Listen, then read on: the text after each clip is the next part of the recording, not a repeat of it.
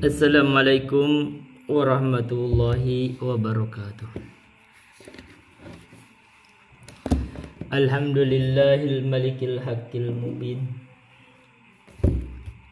alladzi akmalad dina wa wadahat tariqal mustaqim.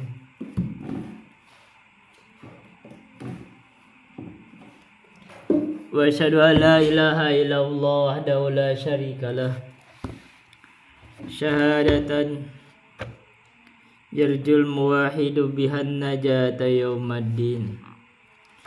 Wa asyhadu anna Muhammadan abduhu wa rasuluh sayyidul anbiya'i wal mursalin wa ala alihi wa sahbihi wa man tabi'ahum bi ihsanin ila yaumiddin, amma ba'du. Hadirin rahimani wa rahimakumullah. Kita akan melanjutkan membahas kitab Qawaidul Fiqhiyah wa Dhawabitul Fiqhiyah karya Syekh Abdurrahman bin Nasir As-Sa'di. Ini adalah dua pertemuan terakhir. Jadi kita cuma baca satu bait. Jadi kita udah mau selesai. Dilambat-lambatin juga. Sebenarnya saya sekali pertemuan bisa selesai. Maksudnya dari awal sampai akhir juga saya bisa selesaikan. Selesai. Tapi kan kita biar agak lambat, biar banyak contohnya dan biar banyak sisipan ilmunya. Jadi kita membahas tambah dengan sisipan ilmu. Jadi kita akan sisipan ilmu lagi sekarang. Jadi saya itu ada diskusi dengan orang-orang aswaja. Saya suka melakukan diskusi dengan orang-orang aswaja dan tersambung di dalam Facebook saya. Mereka itu biasanya diskusi itu biasanya mereka banyak tapi selalu tinjauannya nahwu. Dan ada hal yang fakta yang sebenarnya bukan hanya sekali saya mendengar ya. Ini banyak, dan sekarang saya baru membaca tuh tulisan orang. Tuduhan, ini kita sisipan ilmu yang pertama ya, bahwa Muhammad bin Abdul Wahhab itu mengaku sebagai nabi. Nah gitu, itu kan tuduhan besar ya. Dan karena itu mereka menganggap orang-orang yang sebenarnya mengajak kita beribadah sesuai Al-Quran dan Sunnah itu Wahabi, dan mereka menganggap bahwa Muhammad bin Abdul Wahhab adalah mengaku nabi, itu sama saja dengan menghukumi Muhammad bin Abdul Wahhab itu kafir, dan orang yang mengajak pada sunnah itu yang disebut Wahabi itu kafir juga. Itu konsekuensi. Kenapa? Kita harus dibuka itu. Ini konsekuensi besar. Karena kalau orang mengaku nabi, ada nabi setelah Nabi Muhammad, itu hukumnya kafir. Itu kafir pasti. Karena itu konsekuensi dari syahadat asyhadu anna Muhammadan Rasulullah. Dan kalau ada yang mengaku mengikuti Muhammad bin Abdul Wahhab yang mengaku nabi, berarti kafir juga. Nah itu konsekuensi lagi berat, makanya hati-hati. Jadi ini tuduhan besar yang mengatakan bahwa Muhammad bin Abdul Wahhab itu kafir. Bukan kafir ya, mengaku nabi, itu otomatis Muhammad bin Abdul Wahhab itu kafir hukumnya. Dan kalau orang yang mengajak, misalkan seperti saya aja kan suka disebut Wahabi tuh. Ketika saya menyampaikan agama akidah ini, ya memang tidak dipungkiri bahwa Muhammad bin Abdul Wahhab saya pelajari, tapi bahkan yang saya sampaikan akidah yang seperti Syarh Sunnah Al-Muzani kan, karena buku Muhammad bin Abdul Wahhab itu nggak ada yang saya hafal satupun, nggak ada. Justru yang saya hafal, yang saya kuasai itu adalah akidahnya Imam Al-Muzani, yaitu Syarh Sunnah Al-Muzani yang wafatnya 264 Hijriah. Akidahnya Qutaibah bin Sa'id yang wafatnya 240 Hijriah. Akidahnya Ibnu Abi Dawud, dan saya juga ada akidah yang saya hafal dari Sofwatuz Zubad, Muqaddimah fi Usuluddin. Berarti yang saya hafal itu biasanya kembali kan ilmu yang dihafal itu, karena seringnya diulang, itu yang paling masuk, yang paling kokoh. Tapi saya pelajari akidah Muhammad bin Abdul Wahhab atau buku Muhammad bin Abdul Wahhab karena saya ini penuntut ilmu. Ketika Muhammad bin Abdul Wahhab itu kayaknya banyak sekali yang membenci, Dan benciannya tadi tuduhan-tuduhan berat seperti tadi ini, ternyata ada yang mengatakan mengaku nabi, maka konsekuensi sebagai seorang yang pelajar ini, semacam saya ini, apalagi saya juga kadang disebut seorang yang pernah digelari sebagai the scholar. Scholar itu artinya seorang yang terpelajar, orang yang terpelajar atau terdidik atau sarjana, gitu kan. Menuntut dalam dunia barat istilahnya scholar, atau di dalam bahasa Arabnya adalah tolibul ilmi, pencari ilmu. Ya kalau sudah banyak ilmunya jadi ulama. Kita itu ada konsekuensi bahwa kita itu harus mencari ilmu, harus menghukumi sesuatu dengan ilmu.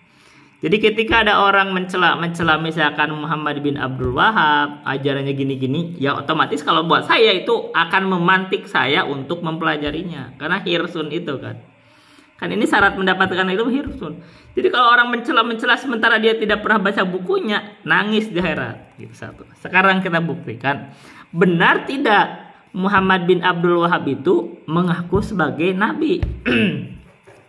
Sebagaimana kemarin kita disebutkan 2 hari yang lalu, saya itu mendapatkan pelajaran dari buku Muhammad bin Abdul Wahab itu sebenarnya dari banyak guru. Tapi yang paling serius yang mengajar ke saya itu adalah Ustadz Zulkarnain. Dan Ustadz Zulkarnain itu kita sebutkan sekarang, itu di dalam metode pembelajaran beliau itu selalu kalau mengajar itu kitab yang beliau ajarkan itu ditulis ulang, diterjemahkan, diberikan masalah-masalah beliau itu, ditambahkan masalah-masalah poinnya. Begitu. Artinya ini metodologi beliau kan. Artinya beliau ini punya metode yang serius dalam mengajar gitu. Jadi kalau ada yang mencela Ustadz kami, guru Ustadz Zulkarnain, kalau ada salah sedikit bacaan, ya Anda nggak tahu kedudukan beliau.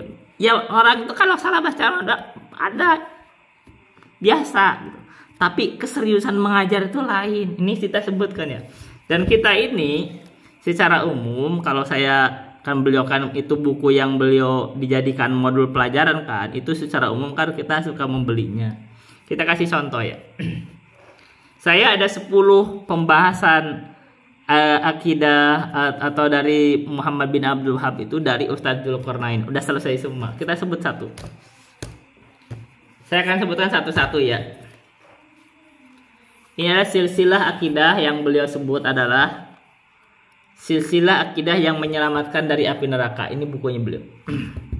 Ini ada 5 pembahasan dari Al-Qawaidul Arba'ah, Usulus Sittah, makna la ilaha illallah, Sittatul Mawadhi minas sirah, dan makna tauhid. Kita akan 5. Dan 5 ini dianggap 5 buku. 5 pembahasan. Ini ada pembatal Islam, pembatal keislaman, dan kasyfus syubhat. Berarti 7. Nah, kita buka ya. Yang ke-8 hari ini adalah Fadlul Islam, keutamaan Islam. 8. Yang ke-9 ada ini. Ini dikira juga La ilaha Kitabut Tauhid. Jadi Kitabut Tauhid ini ada dari Muhammad bin Abdul Wahab. Beliau itu diterjemahkan. Terus ada masail-masailnya di ini sama ustaz guru kami. Ini berapa nih? 9. Ada satu lagi nih. Salah satu usul. Jadi kita ada 10 pembahasan dari guru kami. Ini ada syarah kitab tauhid, tapi ini versinya ya versi bahasa Arab tercetak. Ini dari kitab tauhid yang disarah, yang mensarahnya Syekh Abdurrahman bin Hasan Al-Syekh. Oh iya, ini muridnya Muhammad bin Abdul Wahab. 10 kitab yang jelas 10 buku. Dan ada kitab terjemahan sebenarnya ini.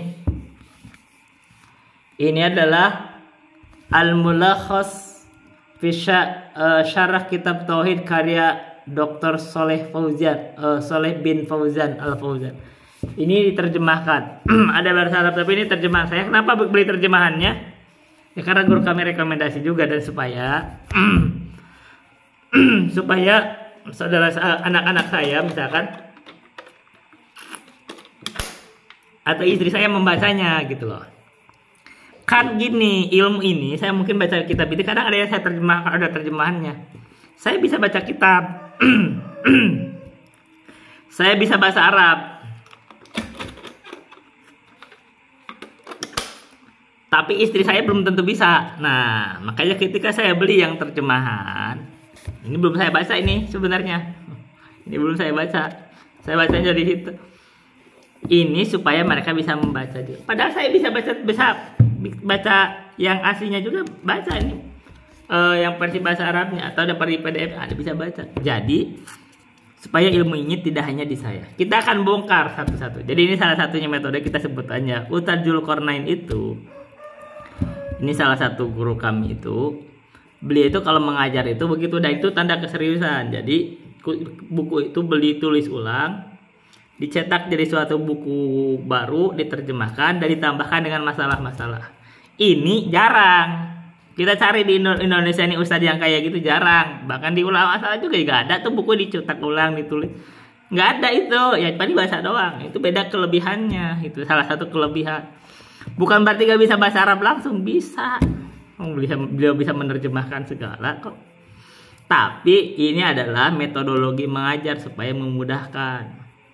Dan mungkin beliau itu bagian dari pengajaran itu adalah supaya bisa dimanfaatkan oleh masyarakat umum. Itu salah satu. Kita kasih contoh sekarang. Ini ada 10 buku ya. Oke. Benar tidak Muhammad bin Abdul Wahab itu mengaku sebagai nabi? Kita buka satu-satu, kita lihat. Ini sisipan ilmu penting. Kita coba cari di buku ini, namanya Salah Satu Usul. Anda bisa di-download aja, cari Salah Satu Usul, bawa download. Benar tidak Muhammad bin Abdul Wahab mengaku sebagai nabi? Dan kita ini dari Ustadz Dzulqarnain itu beliau ada sanad kemarin disebut. Ya, kita sebutin sanadnya lagi, diulang ya. Jadi guru kami itu Ustadz Dzulqarnain mengambil ilmunya, kita 10 buku itu beliau itu mengambil ilmunya itu atau sanad buku tersebut dari Abdullah bin Abdul Aziz bin Abdul Aqil Al-Hanbali dan dari Syekh Yahya bin Muammar Al-Mudarris, dari gurunya Abdul Haq bin Abdul Wahid Al-Hashimi, dari gurunya Ahmad bin Abdullah bin Salim Al-Baghdadi, dari Abdurrahman bin Hasan Al-Syekh yang mengarang kitab ini, itu anaknya Muhammad bin Abdul Wahab, dari ayahnya Muhammad bin Abdul Wahab. Berarti ini sanad itu cuman dari beliau ke Muhammad bin Abdul Wahab itu 4 orang, 4 tingkatan. Termasuk sanad Ali, sanad dekat ke pengarangnya. Nah, kita sebut nih.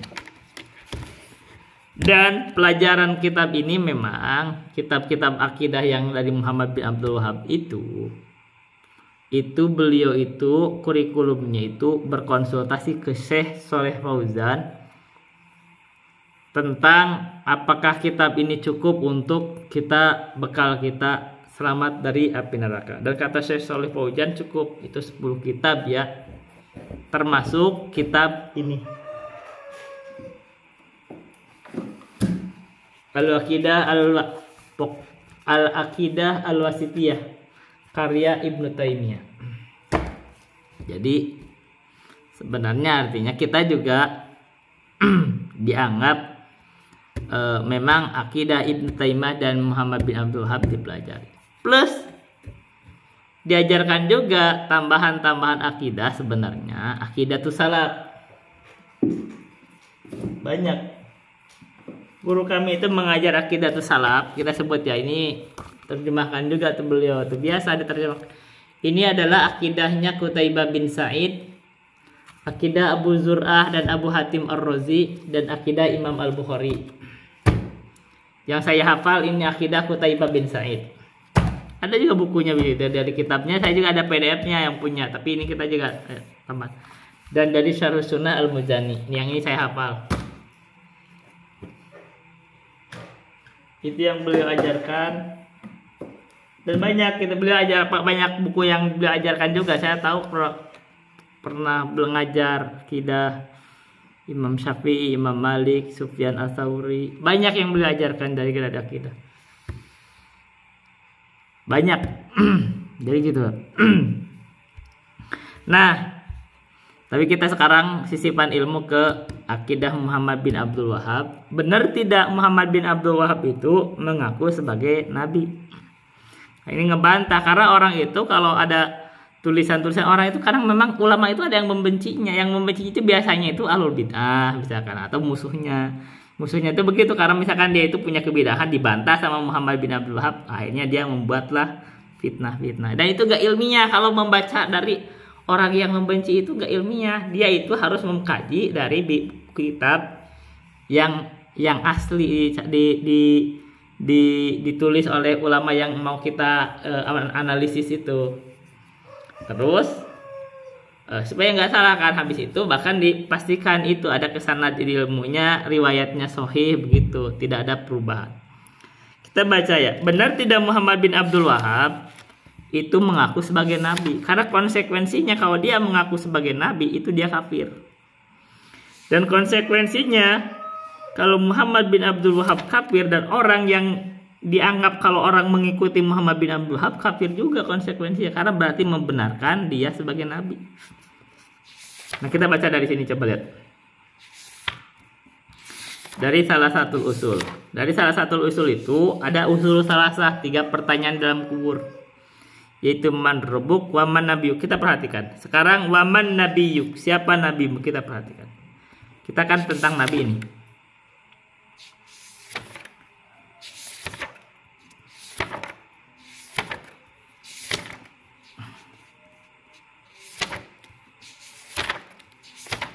Jadi kalau orang dia tidak membaca bukunya, ya itu bisa menangis. Sekarang al-aslusani wa ma'rifatun nabiyyikum. Perhatikan.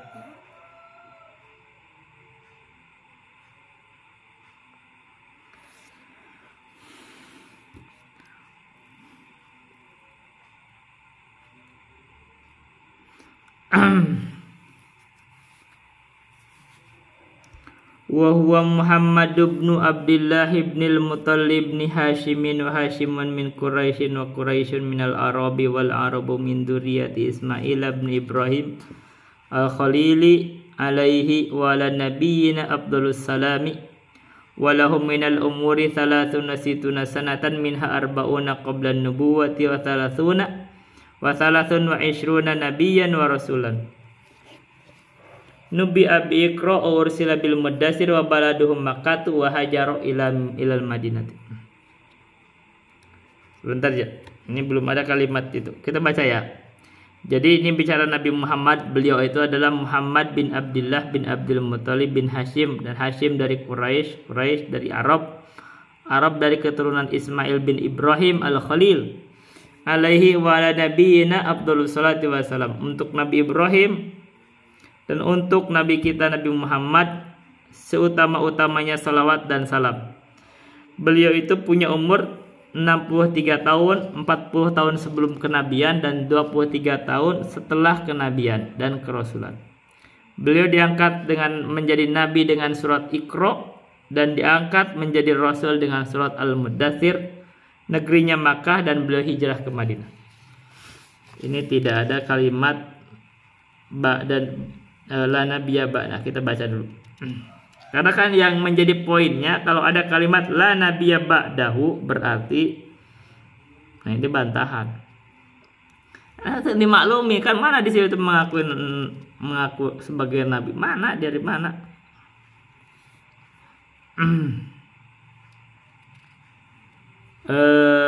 Ini kita cari ya.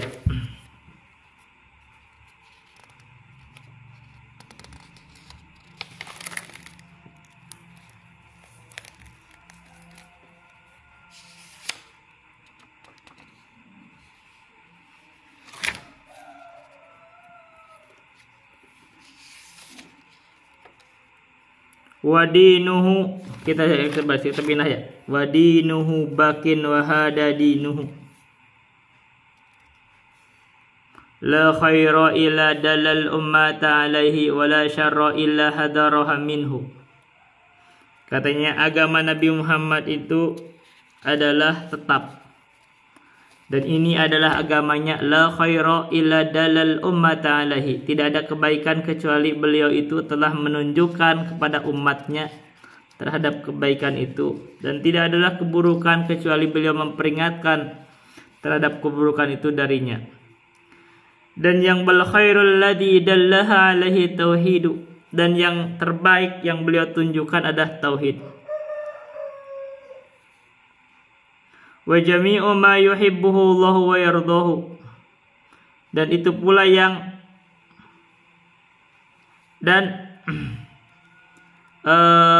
semua hal yang jadi beliau itu menunjukkan juga semua hal yang dicintai dan diridhoi Allah. Wa syarrul ladzi hadaraha minhu syirku. Dan yang terburuk, yang buruk yang beliau peringatkan darinya adalah syirik. Wa jami'u ma yakrahu Allah wa ya'bahu.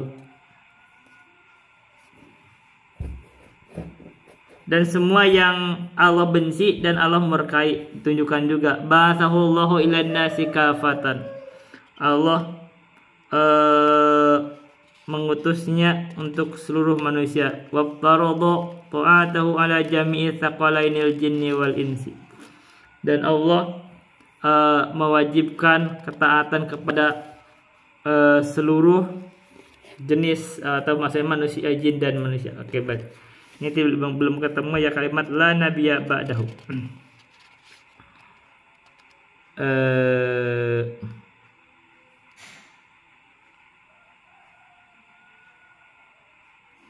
Nah, ada di sini. Ini kita lewat. Kita lewat. Wa arsalallahu jami'ar rusuli.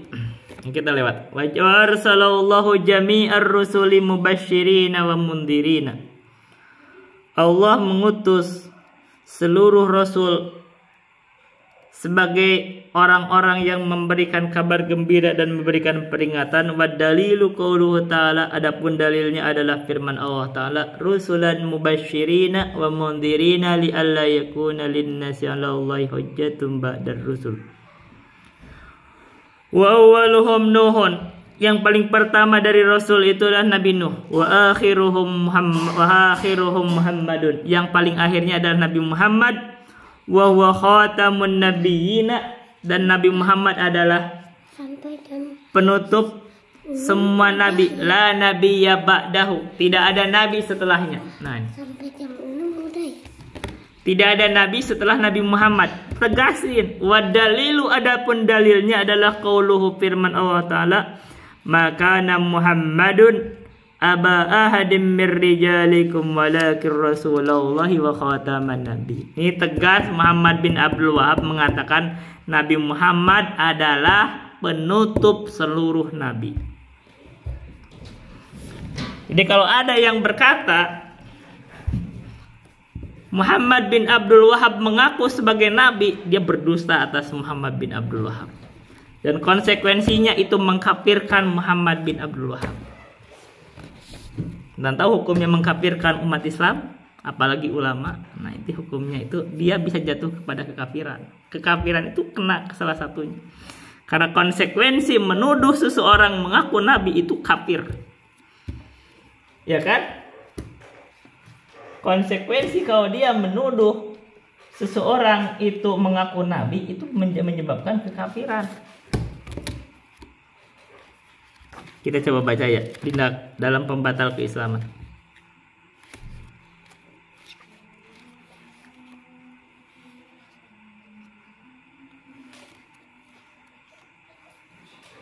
Pembatal keislaman itu kita baca pembatal keislaman dari Muhammad bin Abdul Wahab.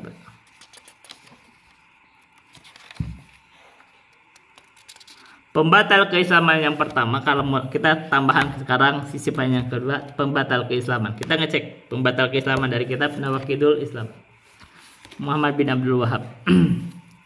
Supaya bisa ngelihat juga. Kata Muhammad bin Abdul Wahab, I'lam anna nawaqidul islami asyaratun nawaqid. Ketahuilah bahwa sesungguhnya yang membatalkan keislaman itu ada 10. Yang pertama adalah syirik.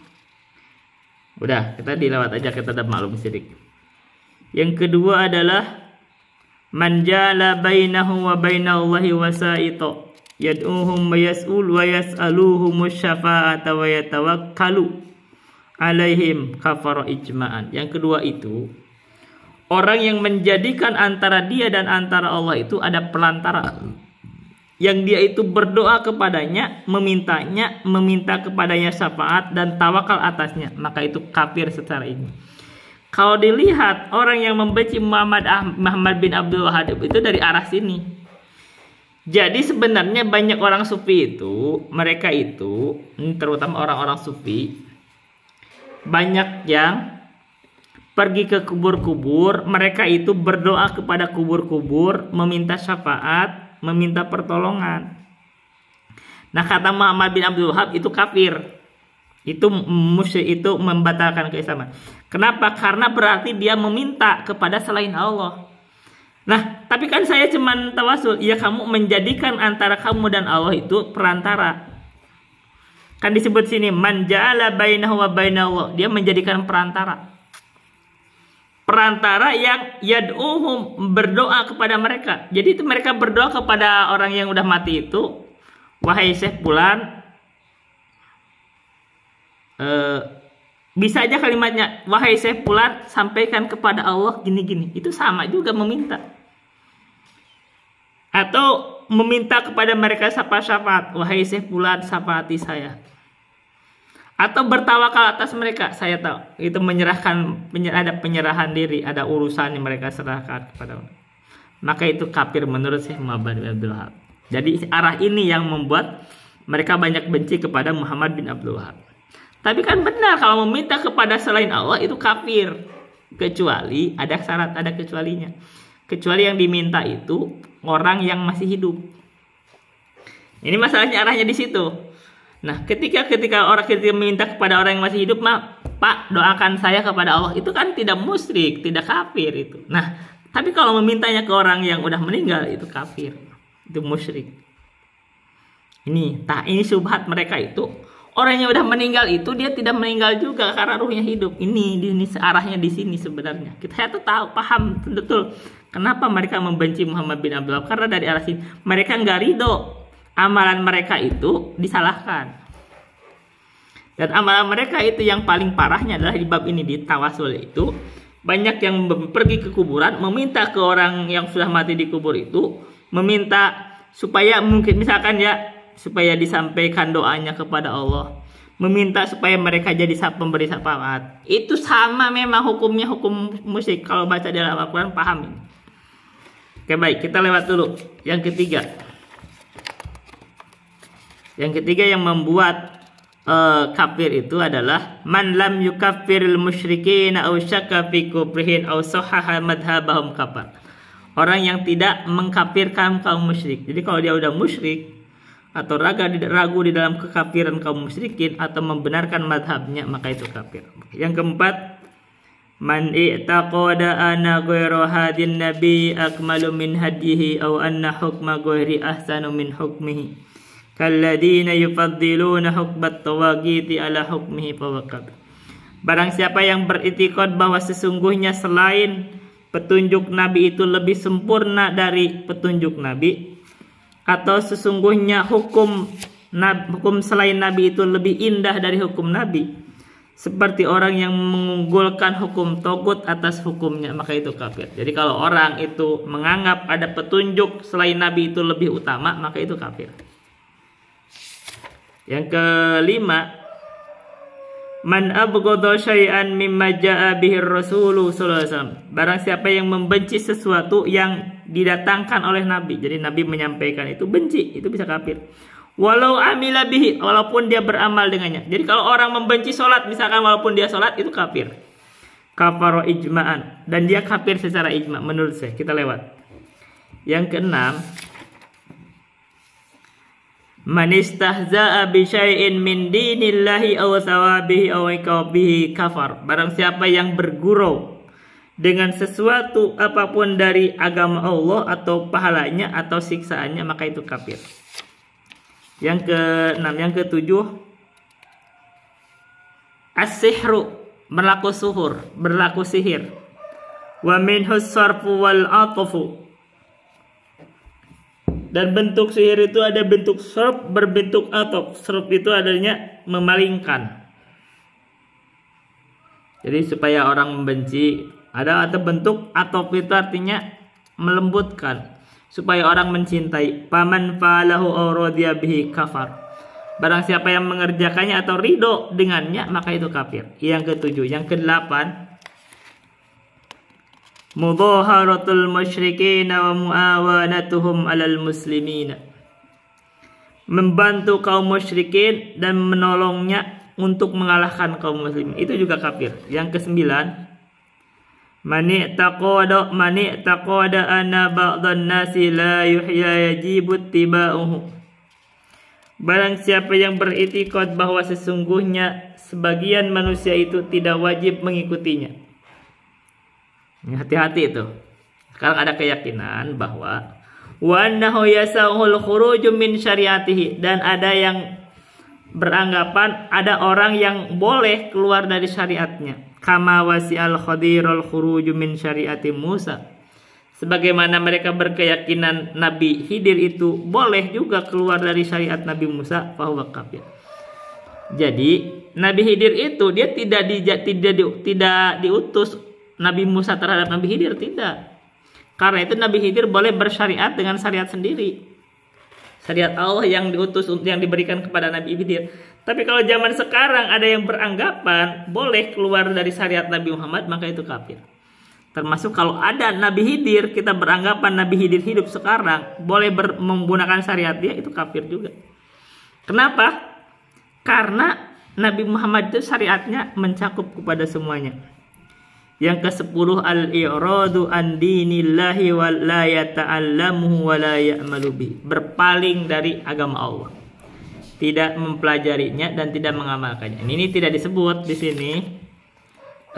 Di sini tidak disebut pembatal keislaman itu di sini meyakini bahwa Nabi Muhammad itu bukan penutup nabi, atau meyakini bahwa ada nabi setelah Nabi Muhammad. Tapi itu dimaklumi bahwa itu kekafiran.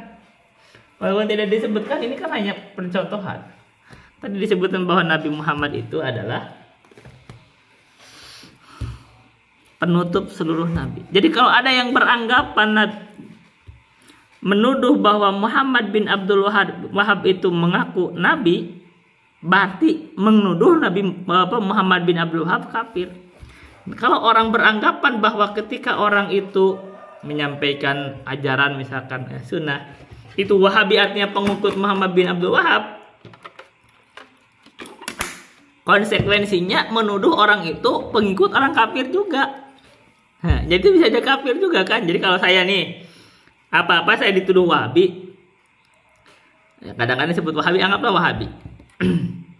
Terus dia beranggapan Muhammad bin Abdul Wahab itu adalah mengaku nabi, berarti kafir, berarti saya juga pengikut orang kafir, berarti saya kafir juga gitu.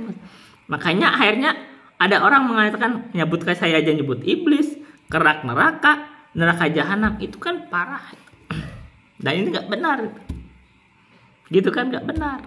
Ini kita harus ingetin, ini adalah sisipan ilmu penting. Jadi ini bantahan tegas bahwa Muhammad bin Abdul Wahab tidak pernah mengaku nabi. Dia hanya menyampaikan, baca dong kitab-kitabnya, baca. Dia hanya menyampaikan ajaran Islam berdasarkan dalil-dalilnya, baca aja. Kita sebut kitab apa mau dibaca, boleh. Fadlul Islam. Ini ada beliau ada mengajarkan tentang keutamaan Islam. Baca aja. Apa yang membuat, makanya orang itu jangan menghukumi orang tanpa tahu ilmunya. Baca ini bisa Fadlul Islam, dibaca dia hanya berbicara misalkan gini. Babu Fadlil Islam. Bab tentang keutamaan Islam. Kita dari buku Fadlul Islam. Qaulullahi ta'ala. Allah berfirman begini. Al-yawma akmaltu lakum dinakum wa atmamtu alaikum ni'mati wa raditu lakumul Islam madina. Cuma yang begitu. Beliau mengutamakan ini keutamaan Islam. Datangkan ayatnya. Apa? Dari mana dia menyebut kafir ke beliau? Dan beliau berfirman, beliau berkata menuliskan firman Allah. Wa qauluhu ta'ala qul ya ayuhan nasu in kuntum fi syakkin min dini fala a'budu alladhina ta'buduna min dunillahi walakin a'budullaha alladhi yatawaffa. Dari mana bisa menghukumi dia kafir? Kan dia cuma baca ayat, jelaskan. Kalau nggak setuju dengan ayat itu atau penjelasannya, ya kamu bantah. Itu aja masalahnya, bantah aja. Kalau ini salah terjemahan, salah tafsir, bantah. Gitu kalau mengkafir-kafirkan ya. Nah karena itu saya ingetin, kita ini harus jadi orang yang pembelajar. Ini kata Imam Syafi'i kan, ala la tanalul ilma illa bisittatin dakain wa hirsin wa ijtihadin wa bulghatin wa irsyadi ustadi wa tuli zamani. Kamu tidak memperoleh ilmu kecuali dengan 6 perkara. Yang pertama kecerdasan, yang kedua adalah hirsin, rasa ingin tahu. Saya ini bukan membanggakan diri. Allah berikan saya hirsun, rasa ingin tahu. Ketika ada orang mencela Muhammad bin Abdul Wahab, yang saya lakukan adalah bergerak untuk mempelajarinya. Kenapa orang mencela Muhammad bin Abdul Wahab? Dipelajari. Begitu saya pelajari, Muhammad bin Abdul Wahab benar. Dibanding orang yang mencelanya, lebih benar orang yang dicela. Ini kemarin kita katakan kan, ini kalangan Aswaja ini yang kita sebut aja Nahdiyin atau NU. Kita sebut aja. Nah, yang paling membenci Muhammad bin Abdul Wahab itu maklumi, itu orang NU. Di Muhammadiyah gak ada yang membenci Muhammad bin Abdul Wahab. Di Persis gak ada. Di Al-Irsyad gak ada. Di Salafi gak ada. Adanya di NU. Orang NU ini kita sebut tuh kemarin kita kritikan terhadap Kiai Said Akil Siroj. Dia kalau ditanya misalkan oleh Munkar Nakir, katakan saya pengikut Hashim Asy'ari. Lebih ilmiah mana dibanding Muhammad bin Abdul Wahab? Kemarin kita sebut. Kata Muhammad bin Abdul Wahab, kalau kamu ditanya man rabbuk, maka jawab Allah Rabbi. Kan disebut Rabbunal ladzi rabbani. Rob kami adalah Allah, maksudnya Allah adalah yang Rabbani, mentarbiah saya, menciptakan saya, memberikan rezeki, yang mengatur. Wa huwa rabbu jami'il alamin bi ni'ami. Dia yang mengatur, yang mengurus seluruh alam dengan nikmatnya. La ma'budi siwa walaisa ma'budi siwahu. Tidak ada yang saya sembah selain Allah. Begitu dalilnya. Alhamdulillahirabbil alamin. Ini lebih ilmiah beliau. Jadi kalau mencela Muhammad bin Abdul Wahab salah alamat, nangis di hari kiamat. Oke, ini sisipan yang pertama. Sisipan ilmu yang kedua. Saya itu baru baca atau baru dengar video ya, ada video narasi tentang sejarahnya Masitoh. Ya, katanya Masitoh itu dan keluarganya itu dibakar oleh, itu disebutnya itu katanya rajanya Raja Mesir. Wallahu alam ya, kita kan mungkin ya bisa mungkin aja. Dan katanya Masitoh itu ya udah, intinya adalah beliau itu bekerja di keluarga kerajaan Mesir itu, dan keluarga Mesir itu dimaklumi Firaun itu mengaku sebagai Tuhan. Ketika jatuh sisirnya itu, karena dia tukang sisirnya anak raja, dia belum mengatakan subhanallah. Nah itu dilaporkan kepada rajanya. Kok dia menyebut nama Allah, tapi disuruh mengatakan saya ini, raja ini adalah Tuhan satu-satunya, Tuhan yang maha perkasa, begitu. Tidak ada Tuhan selain dia. Gak mau dia nyebutnya Allah Ahad, Allah. Akhirnya semua keluarganya dihabisi semua, dibakar semua, dimasukkan ke minyak yang panas, digoreng gitu lah. Apa pelajarannya? Ada pelajarannya, kita ambil pelajarannya masalah sejarah, misalkan dia apakah benar di Mesir, apakah benar itu masalah tentang Firaun, itu gak begitu penting. Kita ambil pelajaran yang pentingnya adalah Telah berlalu umat terdahulu itu untuk menjaga keimanan itu, mereka rela untuk mengorbankan nyawanya. Gitu. Dan itu telah berlalu. Artinya kita ini ketika kita ada di alam kebebasan, di negeri Indonesia yang kita itu bebas untuk memilih agama, bebas untuk memilih kepercayaan, bebas untuk beribadah, bebas untuk berkeyakinan. Maka kalau kita memilih kekafiran, kemurtadan, kesyirikan, itu bukan karena paksaan orang lain. Negara tidak pernah memaksa kita untuk berbuat kafir. Tidak ada sekarang bangsa atau masyarakat yang rela atau yang berani memaksakan kehendak. Gak ada. Bebas.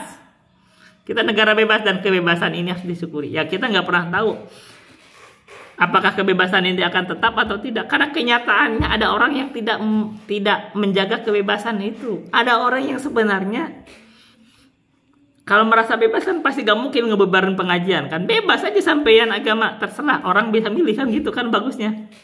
Tapi kenyataan enggak. Ada yang kalau menyampaikan sesuatu itu, ajaran itu dibebarin pengajiannya. Ada rumahnya ada diusir dari kampungnya, ada rumahnya dihancurkan, banyak cerita gitu. Ada nih. Nah, kenapa? Karena dia merasa disalahin. Justru bentuk kebebasan beragama itu menyalahkan. Karena kalau kita tidak boleh menyalahkan, itu tidak bebas. Gitu loh. Sekarang itu bentuk kebebasan beragama itu kita menyatakan ini benar, itu menyatakan salah. Itu baru bebas. Dalam beragama kan wajib begitu. Karena kalau kita tidak bisa mengatakan ini benar dan salah, artinya tidak bebas. Bentuk kebebasan beragama membenarkan ini benar dan salah, tapi tidak memaksa, gitu loh. Bener kan? Makanya saya mengatakan sekarang nih, orang yang mengatakan nih kaum Aswaja yang menuduh Muhammad bin Abdul Wahab itu mengaku nabi, saya salahkan. Karena berdasarkan fakta-fakta di bukunya. Kan saya menyalahkan. Saya nyalahkan mereka menuduh Muhammad bin Abdul Wahab mengaku nabi. Saya salahkan. Bahwa mereka maksa tuduhannya itu terserah mereka. Nanti tanggung jawab di akhirat, gitu kan? Saya tidak ada paksaan kepada mereka harus menarik ucapannya. Enggak, tanggung jawab mereka aja. Tapi kita sampaikan bahwa itu tuduhan tidak berdasar dari bukunya.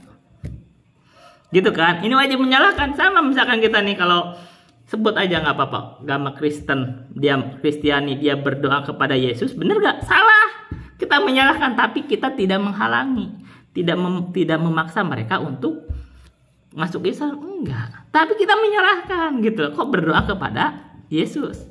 Sama aja ketika orang-orang sufi ini berdoa kepada penghuni kubur misalkan, atau berdoa kepada Nabi Muhammad minta syafaat, kita salahkan karena syafaat itu milik Allah, harusnya berdoanya kepada Allah. Itu hukumnya syirik. Tapi kita tidak bisa wewenang untuk memaksa mereka meninggalkan amalan mereka. Tidak, terserah kamu. Tapi kita sudah mengatakan ini salah. Nah, salah ini kita harus katakan ini salah dan benar supaya orang tahu yang benar dan salah. Tapi tidak pernah maksa. Sama ketika kita mengatakan ini amalan sunnah, ini amalan bid'ah. Kita hanya mengatakan ini sunnah, ini bid'ah, tapi tidak pernah memaksa. Kamu mau beramal, amal lah, terserah kamu. Nanti di akhirat pertanggungjawabkan. Karena kewajiban kami hanya menyampaikan. Begitu. Ini bentuk kebebasan itu adalah membenarkan dan menyalahkan. Jadi kita juga membenarkan, kamu ini beramal ada yang benar. Nah misalkan ya Aswaja itu beramal subuh 2 rakaat, kita benarkan. Isya 4 rakaat, kita benarkan. Kan gitu. Ada yang kita salahkan juga. Nah kita sebut nih, ada Ustadz Wahabi, kita sebut aja Ustadz Wahabi. Perlu sebut namanya gak? Saya sebut namanya deh, terserah. Gak usah ya. Atau saya sebut gak apa-apa sekarang.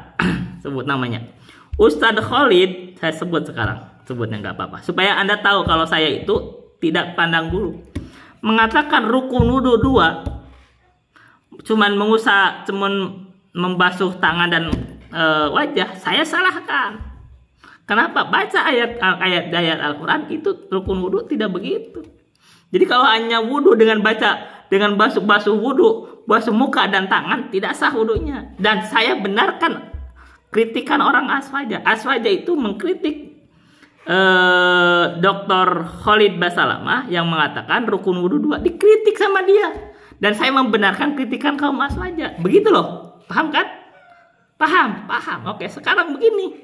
Ketika Ustadz Aswaja mengkritik Ustadz Wahabi, kita sebut Wahabi yang mengaku Ahlus Sunnah wal Jamaah atau mengaku Salafi, yaitu contoh ya kita sebut Dr. Khalid Basalamah mengatakan wudhu itu rukunnya cuma 2, yaitu membasuh muka dan tangan. Saya salahkan terus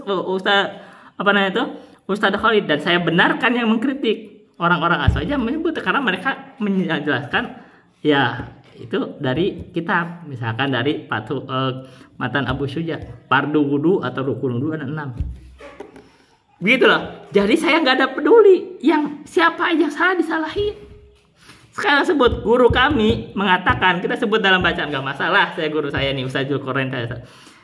Ustaz Zulkarnain disalahkan oleh Aswaja ketika mengatakan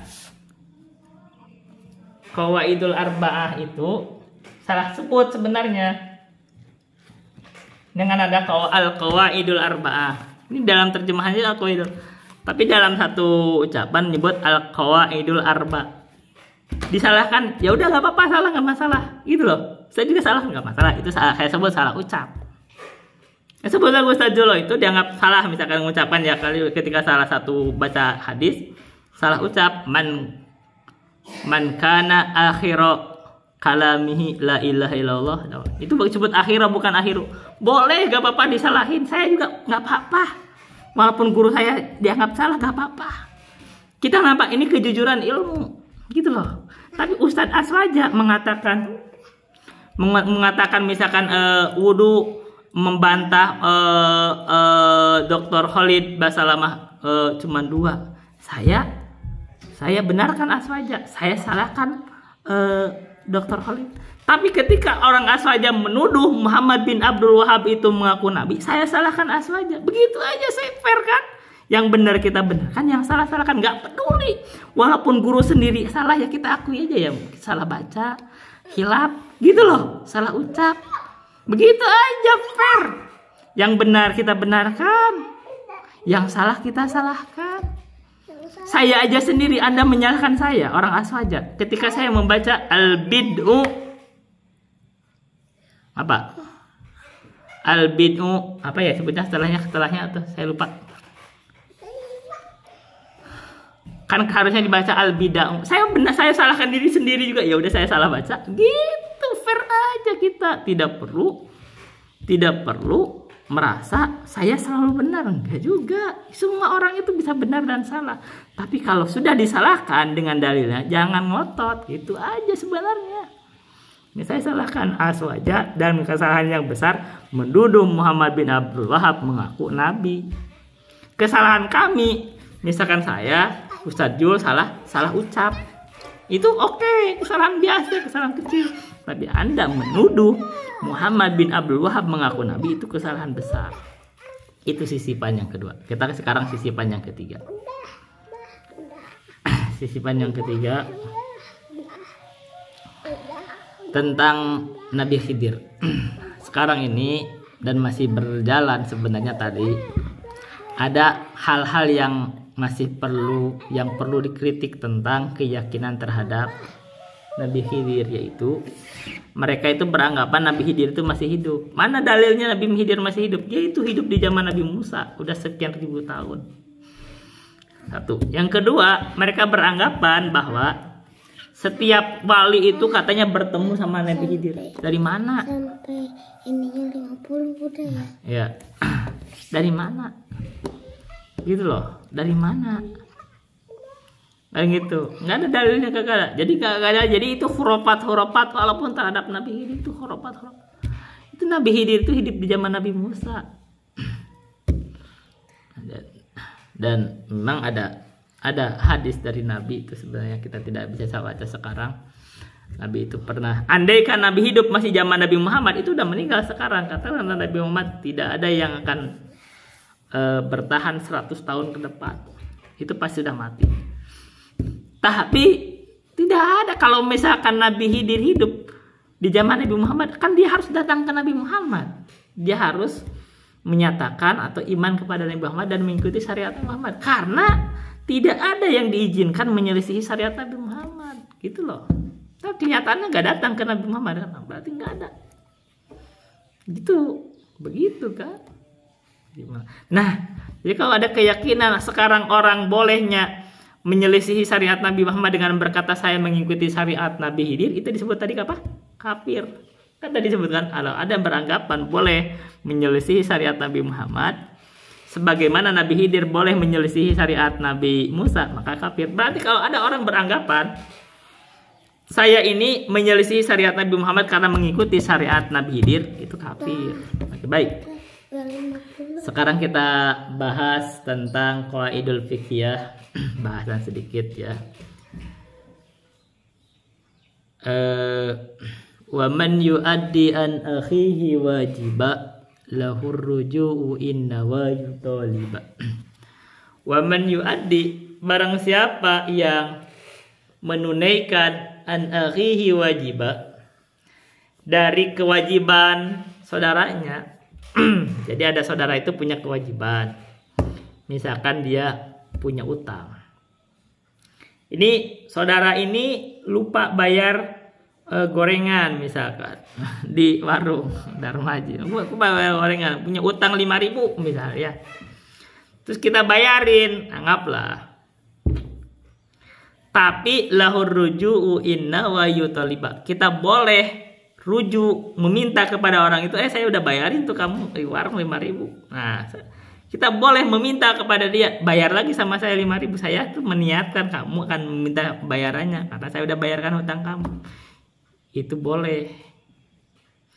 Inna wa yutaliba, kalau dia berniat akan mencarinya, maksudnya meminta pembayarannya, boleh. Tapi kalau kita tidak niat begitu awalnya, ada orang misalkan ada tadi saya sebut aja misalkan di warung utang 5.000, kita bayarin aja. Tidak niat memintanya kepada orang yang punya utang itu, kita tidak boleh meminta. Kenapa? Karena dari awal berarti dia sudah niat memberi. Yang memberi itu gak boleh diambil lagi. Tapi kalau diniatkan dalam hatinya saya akan minta balik kepada orang tersebut, itu boleh. Jadi wa man yuaddi an akhihi wajiba lahur ruju'u inna wa yutaliba. Jadi kalau dia seseorang yang menunaikan kewajiban saudaranya, boleh meminta penggantian dari saudara tersebut yang ditunaikan kewajibannya kalau meniatkan. Dan ini katanya kalau dalam syarahnya kalau terkait dengan hal yang sifatnya baru'atud dhimmah.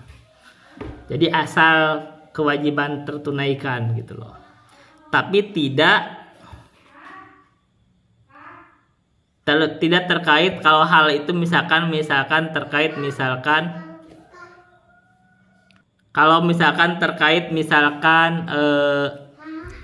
zakat. Nah, kalau zakat gak boleh karena zakat itu perlu meniatkan. Itu aja yang bisa saya sampaikan. Billahi taufiq wal hidayah. Wassalamualaikum warahmatullahi wabarakatuh.